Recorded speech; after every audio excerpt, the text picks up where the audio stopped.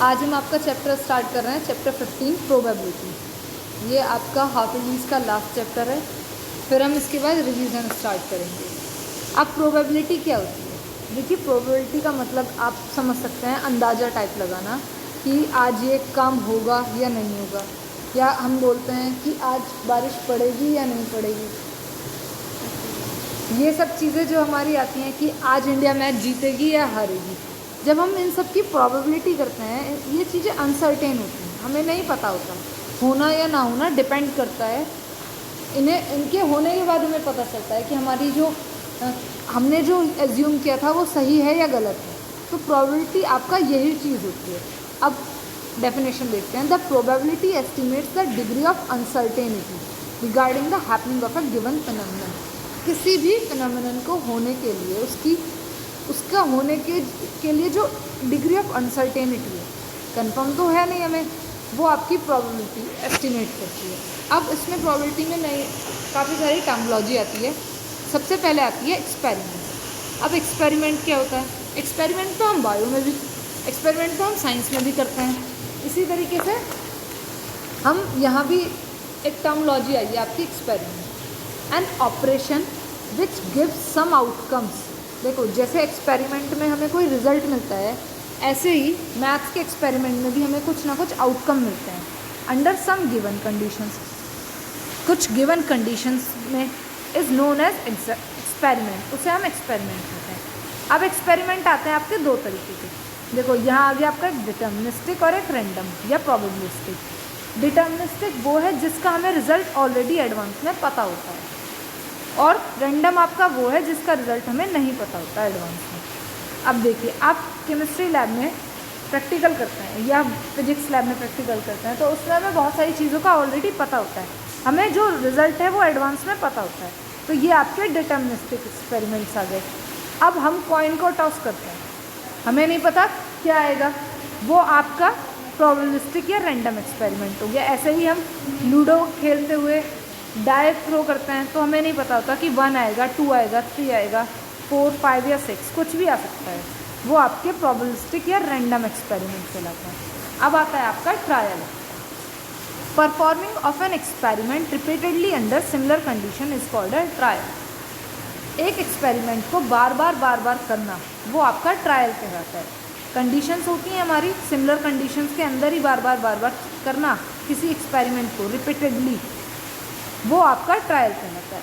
अब हम देखते हैं, अब आपकी टर्मिनोलॉजी आती है सैंपल स्पेस। अब सैंपल स्पेस क्या होता है?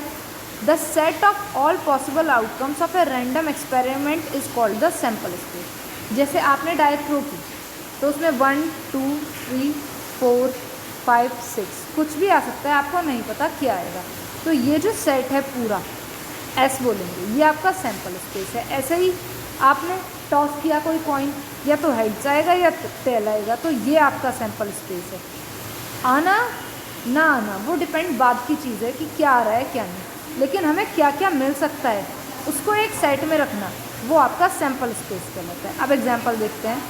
For example, in tossing a coin, अगर हम कॉइन को टॉस कर रहे हैं तो ये आपका एक्सपेरिमेंट हो गया, और जो सैंपल स्पेस है आपका वो हेड और टेल हो गया। इस तरीके से फिर डाई को थ्रो करना, ये आपका एक्सपेरिमेंट हो गया, और सैंपल स्पेस 1 to 6 हो गया। अब आता है इवेंट। इवेंट क्या होता है? एन आउटकम और combination of some outcomes constitute an event. Each event is a subset of the sample space.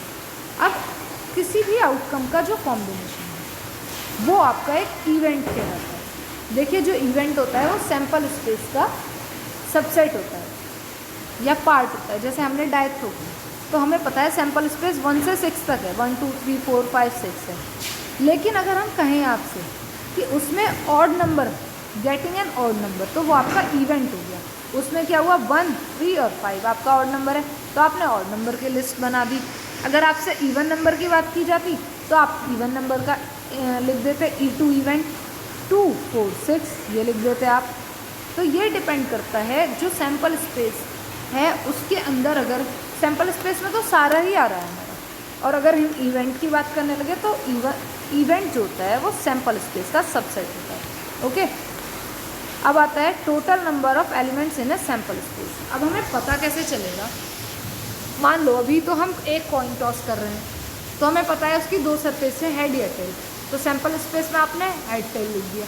लेकिन अगर हम 3 या 4 कॉइन एक साथ टॉस करने लगे तब क्या होगा, तब क्या करेंगे हम, तो उसके लिए हमारे पास हम एक फॉर्मूला है, उससे कैलकुलेट कर सकते हैं। ये है total number of elements in a sample space होता है number of outcomes of an event, एक इवेंट के outcomes to the power number of times. जैसे आपने कॉइन टॉस किया, आपको दो चीज़ आ सकती है, लेकिन कितनी बार टॉस किया वो ऊपर लिख दो। मान लीजिए 4 टाइम्स टॉस किया तो आपका आ जाएगा 2 × 2 × 2 × 2 यानी कि 16। ओके, 16 आ जाएगा। Total number of element sample space में आपके 16 आ जाएंगे। ओके, यहाँ कुछ एग्जांपल्स हैं आपके सैम्पल स्पेस में नंबर्स कैलकुलेट करने के। इन टॉसिंग ए कॉइन 3 टाइम्स, आपने 3 टाइम्स कॉइन टॉस किया तो आपको पता है पॉसिबल आउटकम्स जो है वो 2 हैं और नंबर ऑफ टाइम्स 3 है, तो टोटल आपके 8 हो गए। इसी तरीके से डाइस थ्रो किया आपने 2, नंबर ऑफ टाइम्स किया है 2, पॉसिबल आउटकम 6 हो सकता है तो 36 आपके पॉसिबल सैम्पल स्पेस में जितने एलिमेंट्स होंगे वो 36 हो जाएंगे। अब आता है आपका सिंपल इवेंट और एलिमेंट्री इवेंट। ये क्या होता है, an event is called a simple event if it contains only 1 element. अगर इसमें एक ही एलिमेंट है यानी कि सिंगलेटन सेट है तो वो आपका सिंपल इवेंट होगा या एलिमेंट्री इवेंट होगा। देखो, tossing a coin sample space head से टेल है, लेकिन इवेंट क्या हो गया आपका ए, हमने ए इवेंट लेट किया, event of getting a head तो 1 H आएगा, और ऐसे ही event of getting a tail T आएगा, यानी कि ये सिंगलेटन सेट है।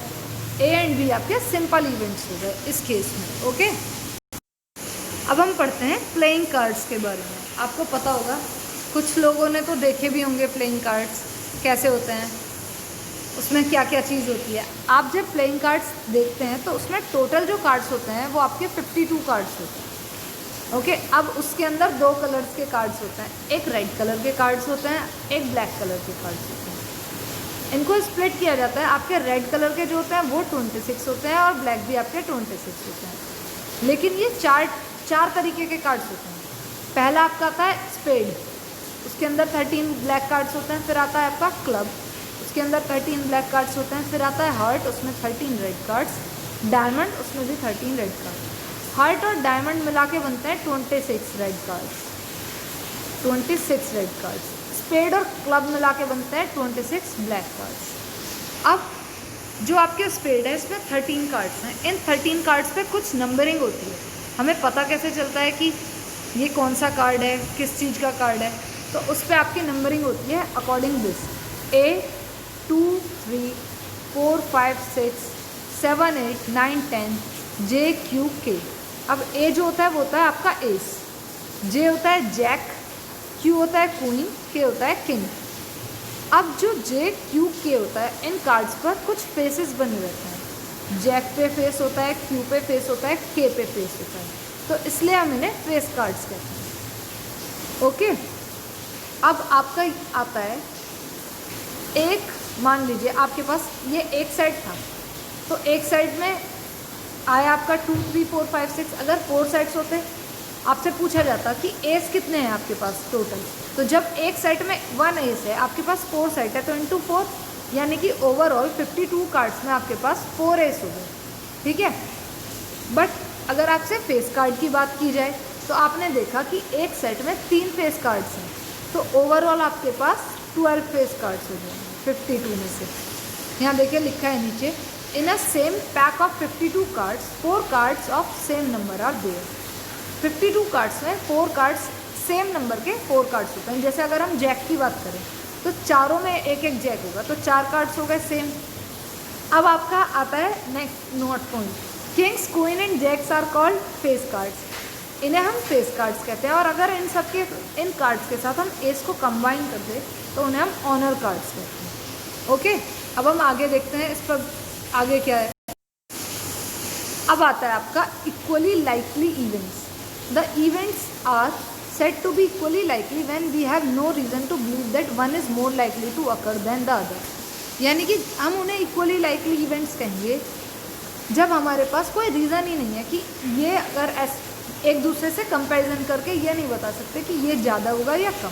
जैसे आप देखो कॉइन देखो, तो कॉइन अगर टॉस करेंगे या तो हेड आएगा या टेल, दो सरफेस में से एक आएगा, यानी कि 1/2। तो ये इक्वली लाइकली इवेंट्स हैं, इन्हें हम चेंज ही नहीं कर सकते। इनमें हम ये नहीं बता सकते कि हेड ज़्यादा आएगा या टेल ज़्यादा आएगा। इस तरीके से अब है आपका one is more likely to occur than the other, each of the possible outcomes has equal chances of occurring.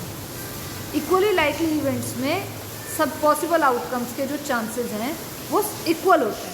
अब आप एग्जांपल देखिए, in rolling a die there are 6 possible outcomes. Die अगर हम रोल करें तो 6 पॉसिबल आउटकम्स होते हैं, 1 2 3 4 5 6, कुछ भी आ सकता है। आप ये थोड़ी बता दोगे कि इस बार 1 आएगा, 2 आएगा या दोनों बार 2 आएगा, आप नहीं बता सकते। तो इसलिए इसको हम इक्वली लाइकली इवेंट्स कहते हैं, क्योंकि या तो 1 भी आ सकता है, 2 भी आ सकता है। 1 आपका आया, टोटल 6 हैं तो 1/6 हो गया, 2 आया तो भी वो 1 है। तो इसलिए हमने इक्वली लाइकली इवेंट्स कहते हैं। अब आता है minimum and maximum value of probability of an event. किसी भी इवेंट की अगर हम प्रोबेबिलिटी कैलकुलेट करें तो उसकी मैक्सिमम वैल्यू क्या होगी और मिनिमम वैल्यू क्या होगी। The value of probability of any event always lies between 0 and 1। किसी भी इवेंट की जो प्रोबेबिलिटी है वो 0 और 1 के बीच में लाई करती है। When the probability of an event is 0, अगर प्रोबेबिलिटी आपकी 0 है तो उसे हम कहेंगे इम्पॉसिबल इवेंट, और अगर आपकी प्रोबेबिलिटी 1 है तो उसे हम कहेंगे श्योर इवेंट। ओके, यहाँ देखिए अभी प्रोबेबिलिटी हमारी क्या थी 0, तो आपका इम्पॉसिबल इवेंट, और अगर प्रोबेबिलिटी आपकी 1 हो गई तो क्या है आपका श्योर इवेंट। तो ये आपके मिनिमम और मैक्सिमम वैल्यू होती है। मिनिमम वैल्यू हो गई हमारी 0, मैक्सिमम वैल्यू हो गई हमारी 1।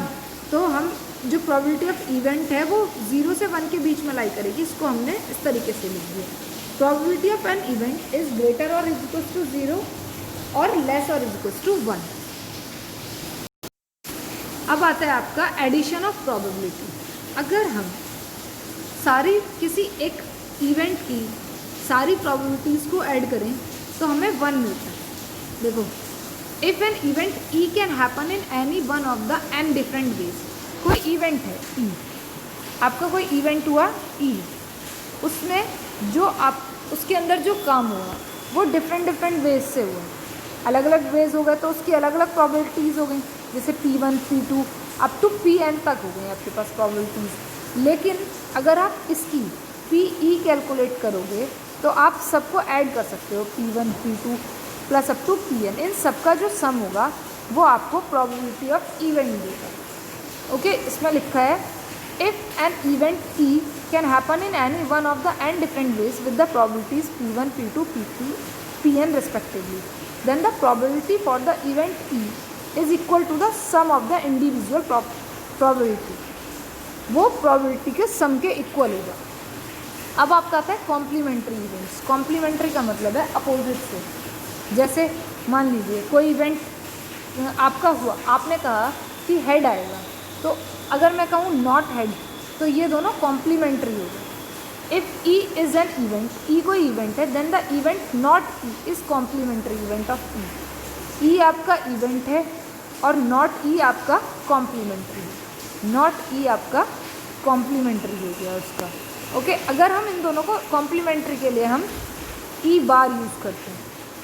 अगर हम इन दोनों की प्रोबेबिलिटी का सम करें तो वो 1 मिलता है। देखो P E plus P E bar is equals to 1, इसके ऊपर बार है।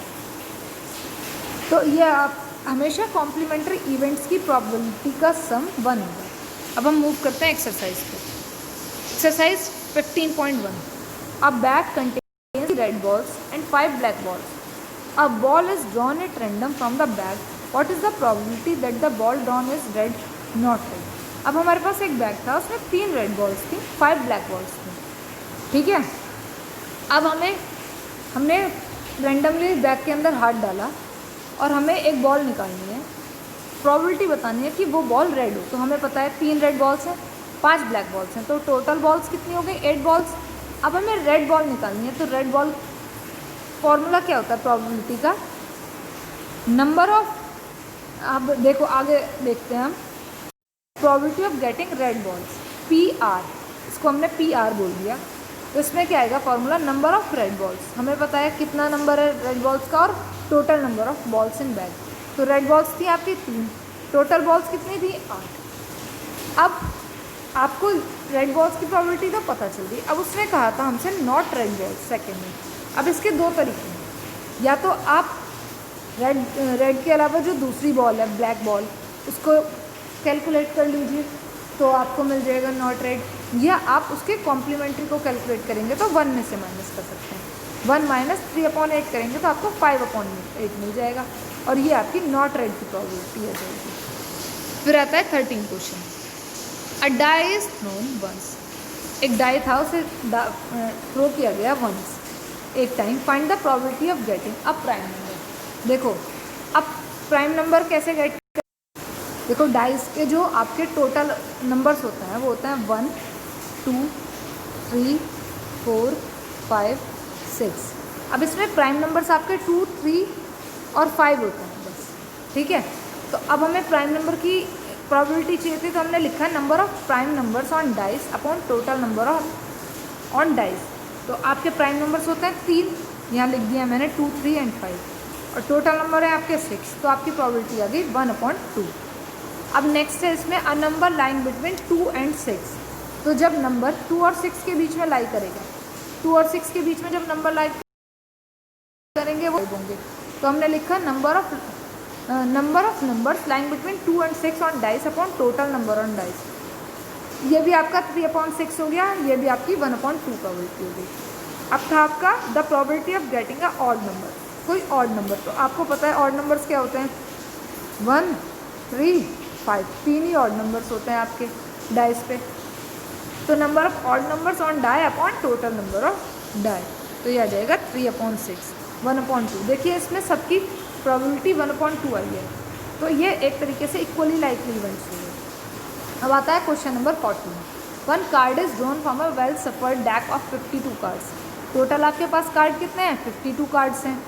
Find the probability of getting a king of red colour. मैंने आपको बताया था कि रेड कलर के जो कार्ड्स होते हैं वो 26 होते हैं।